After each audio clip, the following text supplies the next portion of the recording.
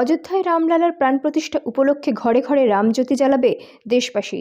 14ই জানুয়ারি অর্থাৎ মকর সংক্রান্তির দিন থেকে দেশ জুড়ে তীর্থস্থান সাফাই অভিযান শুরুর ডাক দেন প্রধানমন্ত্রী।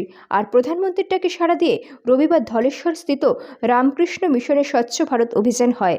তাতে উপস্থিত ছিলেন প্রদেশ বিজেপির সভাপতি রাজীব ভট্টাচার্য সহ বনমালীপুর মণ্ডলের অন্যান্য কার্যকর্তারা।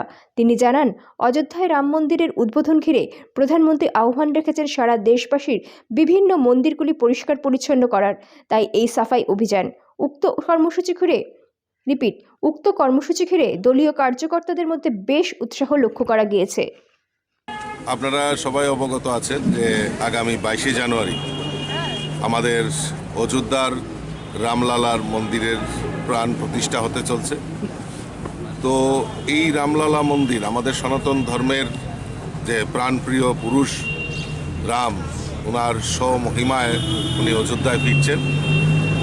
তো সেই উপলক্ষে আমাদের ভারতবর্ষের যশস্বী প্রধানমন্ত্রী উনি আহ্বান করেছিলেন যে মকর সংক্রান্তির দিন থেকে অর্থাৎ 14 জানুয়ারি থেকে 22 জানুয়ারি পর্যন্ত আমাদের তীর্থক্ষেত্রগুলিতে স্বচ্ছতা অভিযানের উনি আহ্বান করেছিলেন সারা ভারতবাসীর কাছে। তারই অঙ্গ হিসাবে আমরা ভারতীয় জনতা পার্টিও নির্ণয় করেছি যে লাগাতার এই আজকে থেকে লাগাতার 22 তারিখ অবধি আমাদের ত্রিপুরা রাজ্যের সমস্ত তীর্থক্ষেত্রগুলিতে আমরা এই সাফাই অভিযান আমরা অংশগ্রহণ করব। তো তারই অঙ্গ হিসাবে আজকে আমরা রামকৃষ্ণ মিশন ধলেশ্বর সেখানে আজকে এই সাফাই অভিযান আমরা বনমালীপুর থেকে শুরুয়াত করেছি। মাননীয় মুখ্যমন্ত্রীও জগন্নাথ বাড়ি থেকে উনি যাত্রা শুরু করেছেন।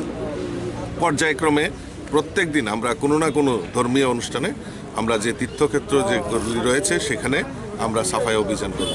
তো আমি আপনাদের মাধ্যমে সমস্ত রাজ্যবাসীকে আহ্বান করব, আসুন সবাই মিলে আমরা এই রামলালার প্রাণ প্রতিষ্ঠাকে সামনে রেখে আমাদের যশস্বী প্রধানমন্ত্রীর যে আহ্বান, যে সারা উনি দিয়েছেন, নারা দিয়েছেন যে তীর্থক্ষেত্র সাফাই অভিযান, স্বচ্ছতা অভিযান, সেটাতে সবাই সামিল হয়ে আমরা মোদিজিকে আমরা সমর্থন করি এবং আমাদের এই রামলালার প্রাণ প্রতিষ্ঠাকে আমরা স্বাগত জানাচ্ছি, অভিনন্দন জানাচ্ছি, শুভেচ্ছা জানাচ্ছি।